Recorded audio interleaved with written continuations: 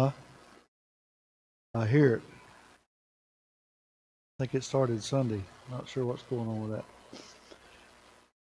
All right, before we get started, we're going to have a word of prayer, but I wanted to mention Jasmine Smith. She had her baby a week or so ago, I believe it was, and she's had some complications since then. She's having a procedure, I believe tomorrow or Friday. Tomorrow she's having a procedure, so y'all keep Jasmine in your prayers. 2 boys and a girl, so the last one was a girl. So since she's left here, she's had two. All right. Also, if you remember, Steve Carson has surgery the 12th, which is this week, right? I believe. Friday? Yeah. They've moved it back to the Villages? All right. He's back to the Villages now. He was back up here, but now he's going to be back down there. So Steve Carson has surgery Friday. Miss Becky Cram has surgery the 21st. And Addie has surgery on the 18th. Little Addie, little girl of, not the Woods, but the other ones. What's her name? Addie's grandparents? Oh, you're killing me. I forgot. But it's the twins over there. So remember them in your prayers. Anybody else? Those 4 that I know of. Nobody else. Wayne, could you lead us in prayer?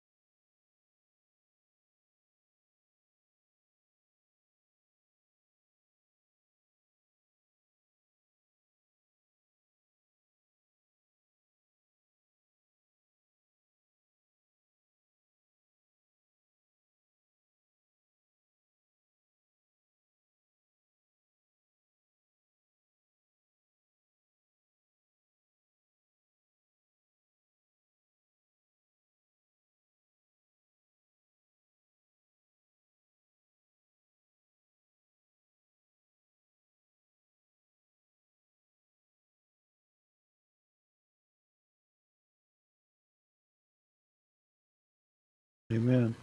As he was praying, I was remembering Brandon Forshaw was in the hospital with massive blood clots in his legs, and his white blood cell counts down so low that they pulled him off of all of his chemo treatments for now until they get him back up. He was in the hospital in isolation, so no visits. Also, Mark had surgery last month, and he wants you to just pray for him. All right. Campbell, that's it. Mark and Karen Campbell. All right, last week we looked at the Lord talking to the people and giving them what? 10 Commandments. We looked at that last week. Remember, the people were afraid and told Moses to talk with the Lord, and they would just listen from way over here.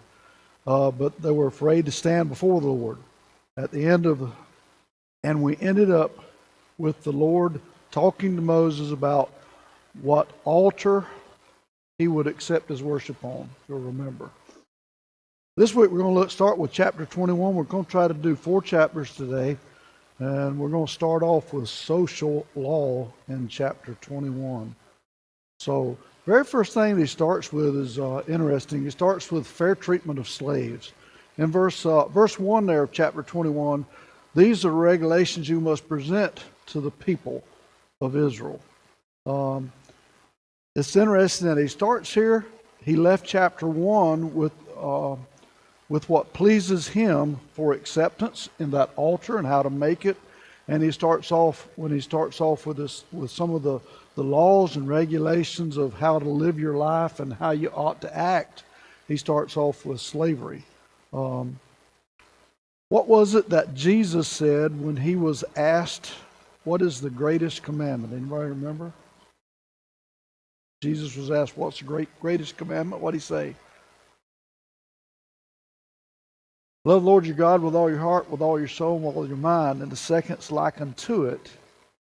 Love your neighbor as yourself. Okay? On these 2 laws hinge what? The rest of the law. The rest of the law. Without these 2, you can just forget the law.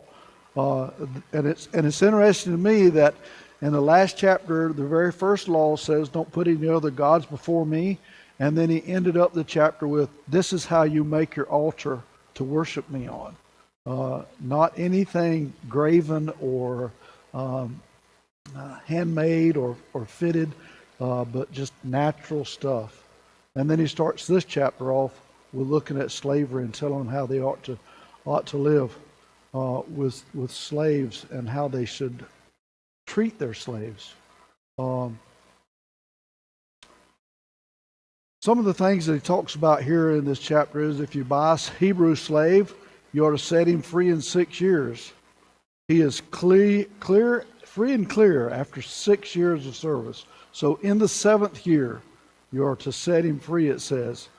The different rules, then different rules came in with a family, if they had a family or if they were given a wife. And there's just so many things in there about all these things. But in 21:5 and 6 it says, but the slaves may declare, I love my master, my wife, and my children. I do not want to go free. If he does this, his master must present him before God. Then his master must take him to the door or doorpost and publicly pierce his ear with an awl, that the slave will serve his master for life. Have you ever looked at somebody with an earring and asked them, oh, so you serve a master because you want to? I can tell you what most of them will say if you say that. They say, what? But that's what it says here. You take and pierce his ear. If he wants to stay, then you mark him. But that's how they marked him, was they pierced their ears.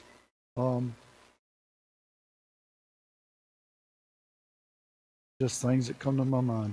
We sing one song, Pierce My Ear, O Lord.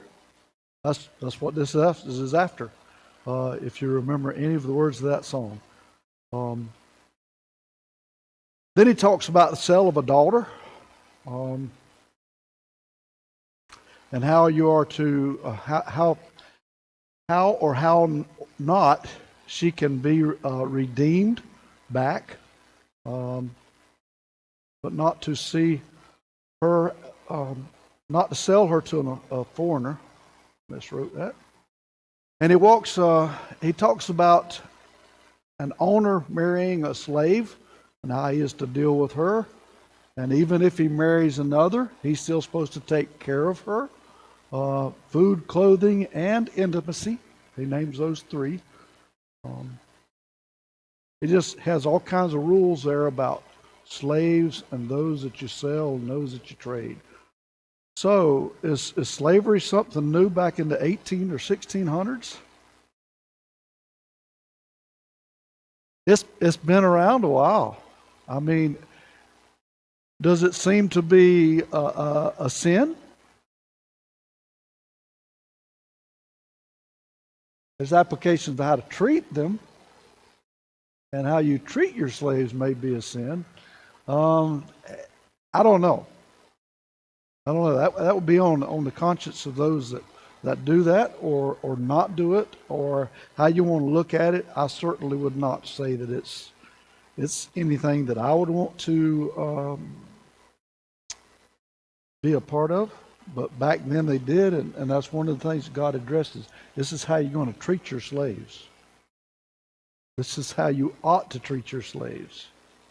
This is what's right in my eyes on the treatment of slaves. Any questions or comments about any of that section?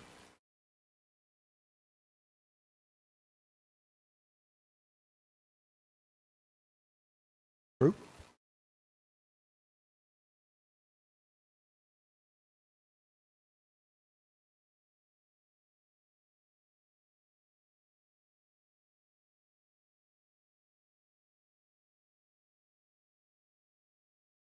Yep.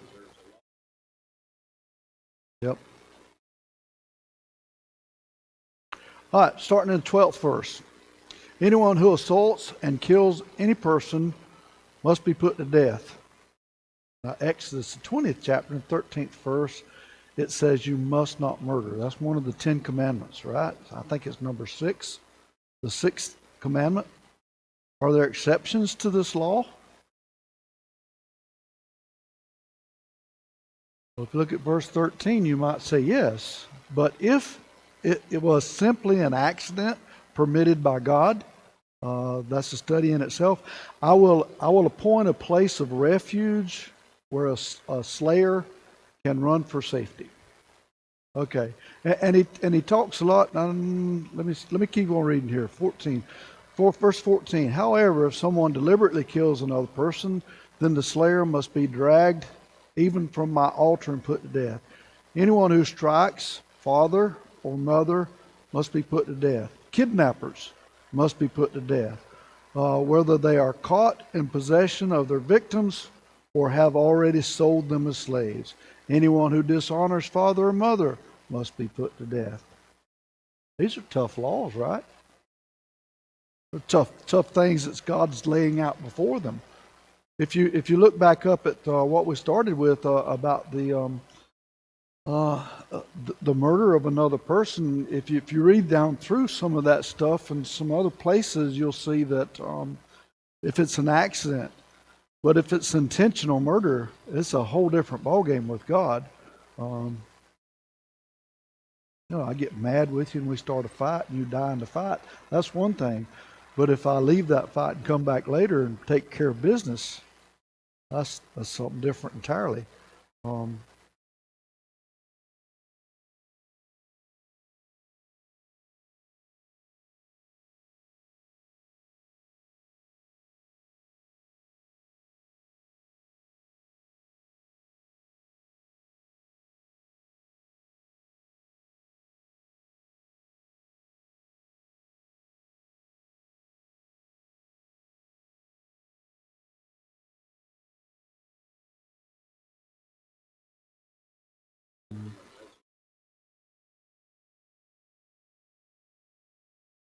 Jed, in your study of Melchizedek, did you read about why Abraham offered him 10%? He offered him 10% because Abraham, his nephew Lot, was in Sodom and Gomorrah, and they were attacked and they were kidnapped, and he went after them and overtook them and brought them back. And that's when he offered to Melchizedek. That was that whole story there, right? So you had stuff back there about that too. These are tough laws for them back then. Are they tough for us today? Huh?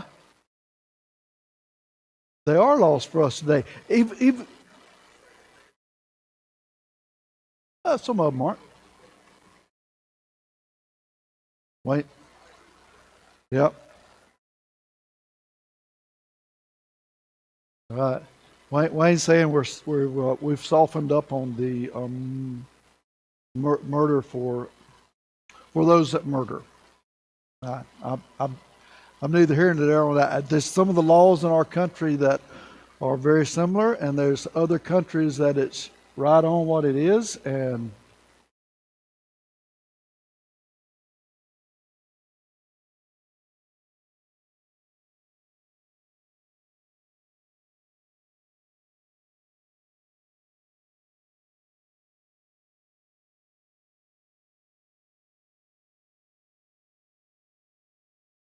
so I guess what my point's trying to be here is we have the same struggles that Israelites had, right? How do we treat one another? And that's what he's talking about in all these things: slavery, murder, kidnapping, any of those things. It's how we treat one another. And they have these laws, and they're tough laws for them. They're tough laws for us too, right? But we also can recognize that God has a law, and that God knows how He wants you to be, how He wants you to be treated, and how you ought to treat others. How you ought to treat others, right? And then there are fighting and compensations and all those kind of rules here that he goes through in some of these verses. Exodus 21:23 through 25 says, "But if there is any further injury, the punishment must match the injury: a life for a life, an eye for an eye, a tooth for a tooth, a hand for a hand, a foot for a foot, a burn for a burn, a wound for a wound, and a bruise for a bruise."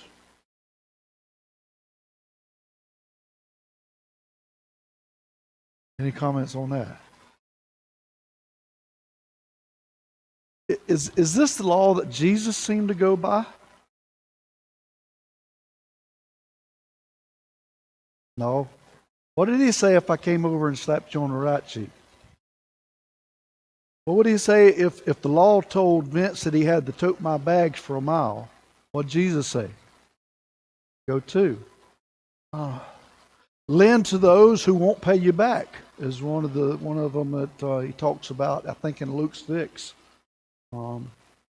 There's just a lot of places in there that it's not a life for life, an eye for an eye, and a tooth for a tooth kind of law. This is the law that he's giving them, though. But you can also look at it as he's giving them what's the punishment for these things, in that he's given them some laws and regulations to live by, and that's what the laws of our lands do, right? The laws of the land are one that deals out the punishment, right? And like we've mentioned, some of them have laxed and some of them have gotten heavier, but I don't know where they're all at. Yeah.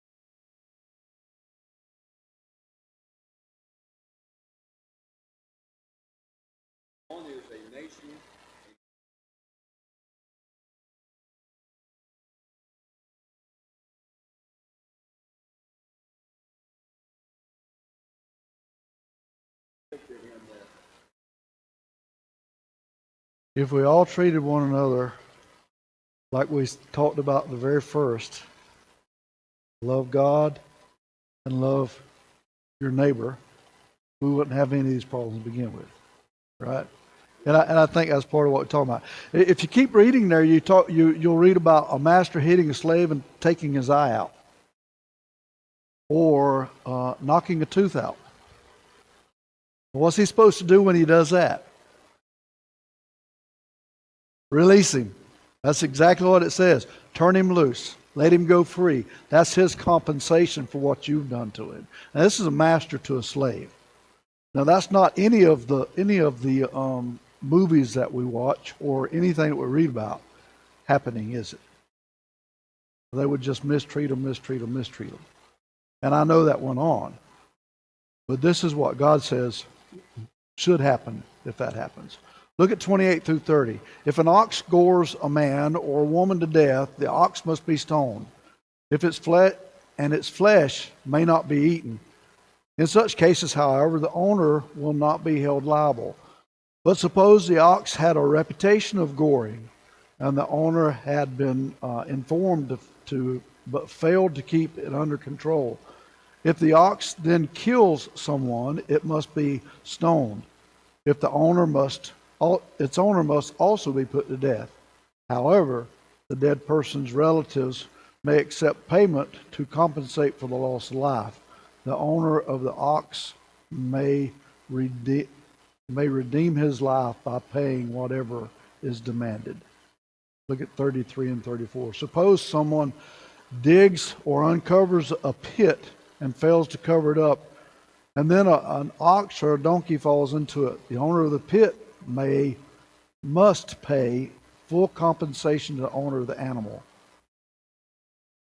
35 and 36. If the ox injures a neighbor's ox, and the injured ox dies, then the two owners must sell the live ox and divide the price equally between them. They must also divide the dead animal. Then if the ox had a reputation for goring, yet the owner failed to keep it under control, he must pay full compensation. A live ox for the dead one, but he may also keep the dead ox. Sounds a lot like our civil law when you get right down to it, as to who is responsible, right? As to who is responsible. Anything on chapter 21 that I skipped over? Yes.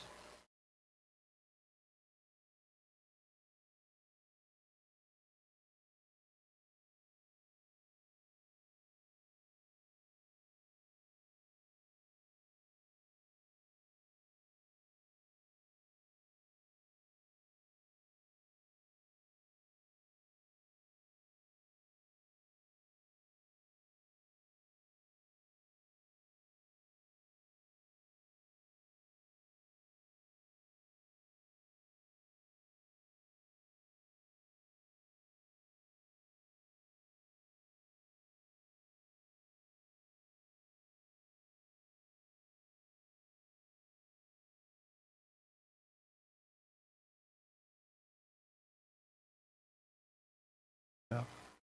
Jared saying that the punishments that the four ways that are pointed out in here as to derive at the punishment that you should receive, he says they are patterned after today. And you can see them all the way back here in the second book in the Bible. All right. Chapter 22, protection of property. That goes all the way through the first 15 verses. There are laws about stealing, laws about standing your ground and breaking and entering. It talks in there about if someone breaks in your house and you kill them, then you're good. But it also talks about if it's daylight, though, you got a problem. So if you could have kept from doing it, basically, in other words. There are laws about repaying of stolen goods. If you steal somebody's goods and you get caught, then the repayment of them. There are laws about animals eating in another man's field. So I have a pasture here, you have a pasture here. My cows break out and eat your grass. There's laws about how I should compensate you for the grass that my animals have ate. And those are all in these first 15 verses. There's laws about fires getting out of control if you started the fire, and the compensation for loss. Look at 7 and 8. Suppose someone leaves money or goods with a neighbor for safekeeping, and they are stolen from the neighbor's house. If the thief is caught, the compensation is double for the value of what was stolen. But if the thief is not caught, the neighbor must appear before God, who will determine if he stole the property. So in other words, if you leave something in my care, what am I supposed to do with it? I'm supposed to take care of it. And if I can't take care of it, then I need to consider how you should be compensated. So what do we usually do when we borrow something from somebody and it breaks? Sometimes we go buy him a new one. I have a brother-in-law, and I worked with his dad a lot when I was young, all the way through adulthood. And one of the things that it was crazy. He may come to someone that he knows, and he'll look at him and say, "I bought you a plow the other day," and the man will say, "Bought me a plow?" He said, "Yep, you borrowed one 10 years ago, and you never brought it back, so I bought you one when I needed it the other day." That's what he would say. But if something's left in your care, these laws talk about that. Um, if you are responsible for someone's goods, you may have to pay. Uh, Property disputes go before God. He will decide. That's in verse 9. More laws about being responsible while watching others' properties. I read some more about those. Laws about problems if you borrow property and something happens. Then you start in verse 16 through 31, and it's about social responsibility. Laws about seducing a young lady, and again the compensation of the things that go with that. Laws about sorcerer or witches. It says they shall not live. Laws about relations with animals. They're to be put to death. Sacrifices to any god other than the Lord must be destroyed. The people must be destroyed. Laws about mistreatment of foreigners. Laws about mistreatment of widows and orphans. Look at 22, 25 through 27. If you lend money to anyone or any of my people who are in need, do not charge interest as the money lender would. If you take your neighbor's cloak as security for a loan, you must return it before sunset. This coat may be the only blanket your neighbor has. How can a person sleep without it? If you do not return it, and your neighbor cries out to me for help, then I will hear, and I am merciful. Verse 28, you must not dishonor God or curse any of your rulers. What are they telling us, these verses? 25 through 27 there about lending people money, not charging them interest.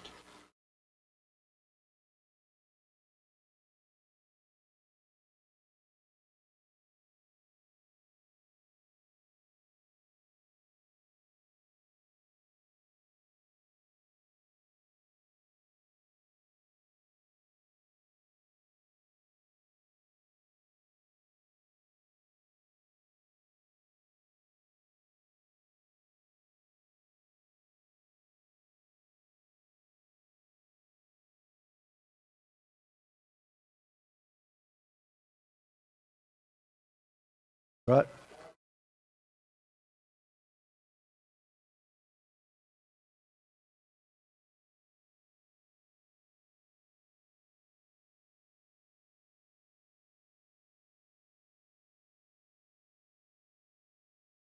Yep.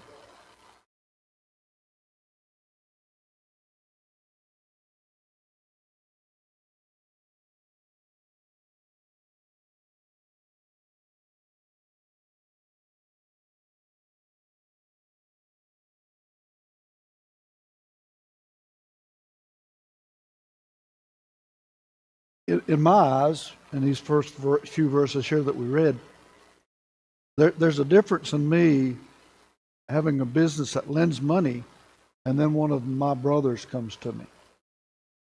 And I think that's what he's talking about here, because he says, if any of my people. So his people would be my people too, right? And it's very interesting here that he talks about if you take the security from him and that he needs that security, you give it back to him before the sun goes down, so that he don't freeze to death. Okay. So there's laws about how you ought to treat one another. But if we love one another, we're not going to have a problem with that, right? Laws about giving and holding back, offering and offering of the firstborn is some of the things that he looks at here. Verse 31, you must be my holy people. Now what's the word holy mean again? Separate. Separate. Special. Special. All right? Therefore, do not eat any animal that has been torn up and killed by wild animals. Throw it to the dogs. I'd take deeper study to understand all of that. Verses, chapter 23. And I'm sorry we're rushing through this. Chapter 23, a call for justice. First 13 verses. You must not pass along false rumors. Well, that's a tough one, isn't it? False rumors. You must not cooperate with evil people by lying on the witness stand. Verse 2 and 3, you must not follow the crowd in doing wrong. When you are called to testify in a dispute, do not be swayed by the crowd to twist justice. And do not slant your testimony in favor of a person just because that person is poor. Jesus talked about this in the Gospels, right, while he was here on this earth. But what did the religious leaders do when they had him locked up? What did they do? Looking for false witnesses, and they had a trouble finding a false witness for Jesus Christ. They had trouble finding him, but that's what they went looking for, and that's what they finally found, a false witness. People that was willing to accept money for a testimony. And I think that's what he's talking about here, these kind of things. The religious leaders look for false witnesses. What happened at his trial? What happened to the crowd? What'd they do? Followed the leaders, right? Isn't that one of the things he talks about here? You must not follow the crowd in doing wrong. What are you supposed to do? What was it that your mama used to tell you when you would say, I was just with Mike? Mike did it.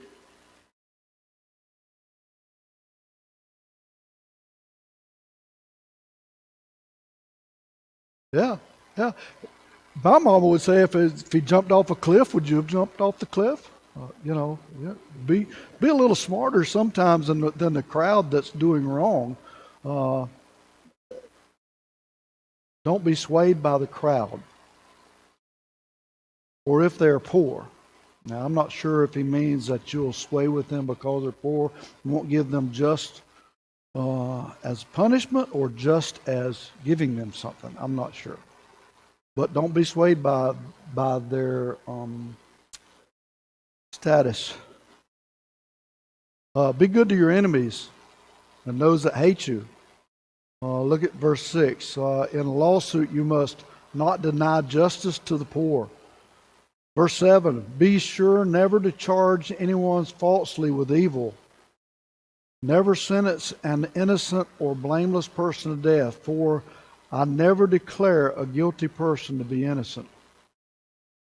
No bribes he talks about. And when he talks about bribes, he says, make even a righteous person twist the truth. That's what bribes do. The Lord reminds them again how they ought to treat their foreigners. Rules about planting fields. You plant them for 6 years, and what do you do the next year? You let them rest. Whatever volunteers, what we used to call volunteer, comes up from the seeds that were left out there for the year before, that's what the poor get, and that's what the wild animals eat.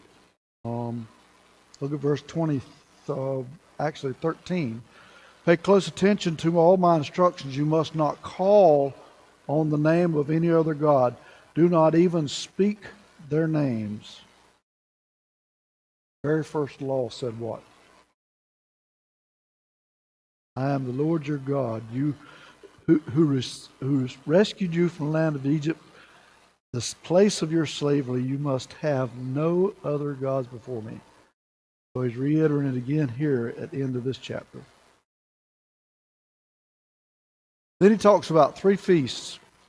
He talks about the first one there is a feast of unleavened bread. The second one is a feast of harvest. And then the third one is a feast at the end of the harvest. So you got 3 feasts. 2 of them are right close together. The unleavened bread is going to be just before spring, right? The month of Abib, I believe it is, which is the first month. which if you read and study about that, that's somewhere around March, April. That's when spring is first starting. Then you're going to have the one for the feast following right after that, and then the one for the end of the feast. Harvest. Not feast, but harvest. It says in these 3 times a year, every man in Israel must appear before the sovereign, the Lord. There in verse 17. And then the Lord gives them some promises of His presence.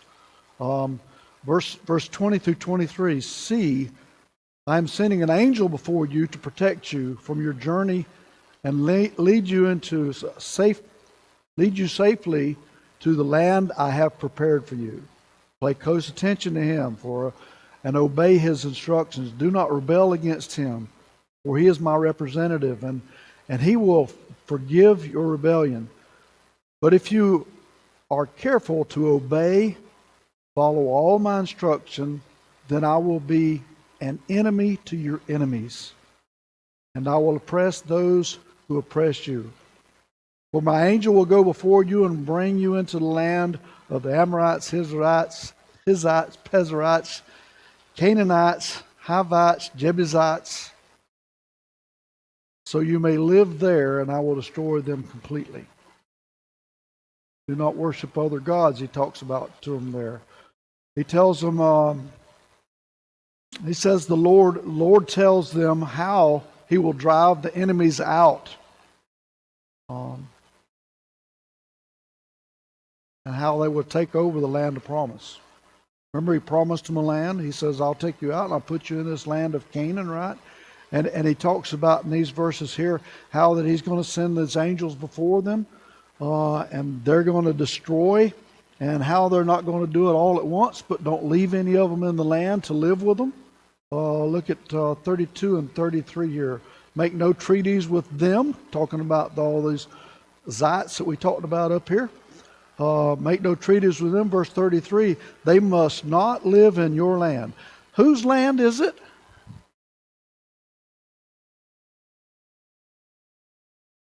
Isn't it the Hittites, the Jebusites, the Amorites, the Canaanites? Isn't it their land? And they're going in to possess it? But look at what God calls that land. He says they can't live in your land. They can't live in your land. Or, if they do, they'll cause you to sin against me. If you serve their gods, you will be cut off, or you'll be caught in the trap of idolatry. Israel accepts the Lord's covenant. I want you to look at what they said here in verse 3. Then Moses went down from the mountain to the people. Remember, they sent him up to, you go talk with God, we'll stay back here. And when he comes down off the mountain, he gives them all the instructions. All the people answered with one voice, we will do everything the Lord has commanded us.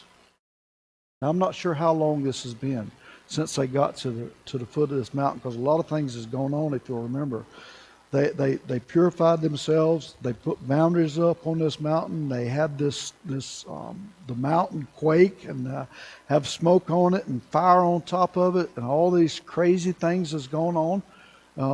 The thunder and the lightning and the shaking of the ground. I'm not sure how long it's been since Moses has been up on this mountain. He comes back down and talks to them. But here they are waiting at the foot of the mountain, and when Moses gets through telling them all these things that we just talked about, they said, we will do everything the Lord has commanded us. Then Moses went and wrote all this down. In chapter 24, they worshiped the Lord. I'm going to read a few verses here. Moses drained half the blood from these animals. They made sacrifices. They worshiped the Lord. He drained the blood from these animals into basins. The other half he splattered against the altar. Then he took the book of the covenant. Now, this is the book of the covenant would be what he's wrote down that he remembered. If you remember, if you go and read through there, you'll see where he told the people, and then when it wrote it down, then the next morning they came out, worshiped, and this is what he did. In verse 7, it says that he took the book of the covenant and read it aloud to the people. Now, again, what is a covenant?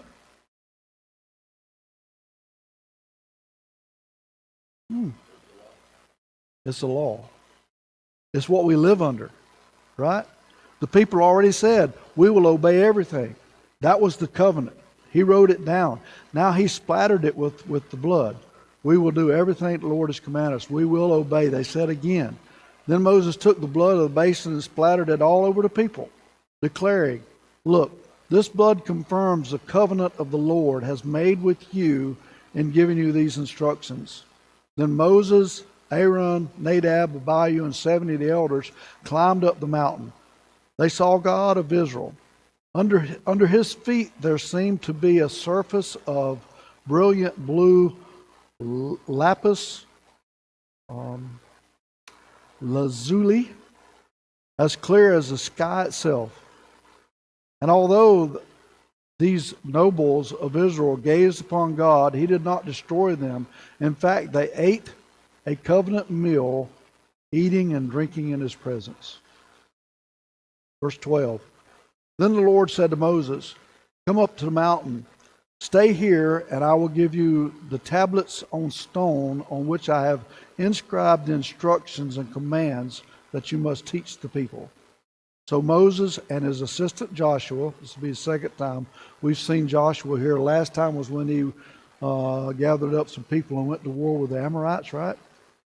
And Moses climbed up on the mountain of God. Moses told the elders, stay here and wait until we come back. Aaron and Hur are here with you. If anyone has a dispute while I'm gone, consult with them.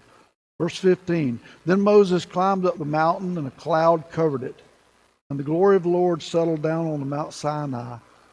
And as the cloud covered it for 6 days, on the seventh day, the Lord called out to Moses from inside the cloud. And the Israelites at the foot of the mountain, to the Israelites at the foot of the mountain, the glory of the Lord appeared at the summit like a consuming fire. In verse 18, then Moses disappeared into the cloud as he climbed higher upon the mountain. He remained on the mountain for 40 days and 40 nights. How long did it take them to get to Mount Sinai? Anybody remember? From the time they left Egypt till the time they got to Mount Sinai, 61 days, thereabouts. Give or take a few days probably. 2 months, it says. 2 months. So it took them that long to get there. I don't know if they've been there a whole month while Moses has been talking with God, and God came down and gave them the 10 Commandments. If you remember, he spoke so they could hear him. Okay? But now, Moses is going up on top of the mountain. And he's going to be there for 40 days and 40 nights. But what did they say twice to us just in this chapter alone? We will follow, we will obey. We will follow, we will obey. My time is gone. I made it through the 4 chapters. Sorry it was like a sprint. I promise you we'll slow down and we'll just hit some highlights from here on out. And we'll talk about slang. I'm not going to bore you with all the details of how to make things, but we will talk about them. We will talk about them because he's got a lot of details coming in the next 3 chapters. Anybody got any closing comments? All right, thank you.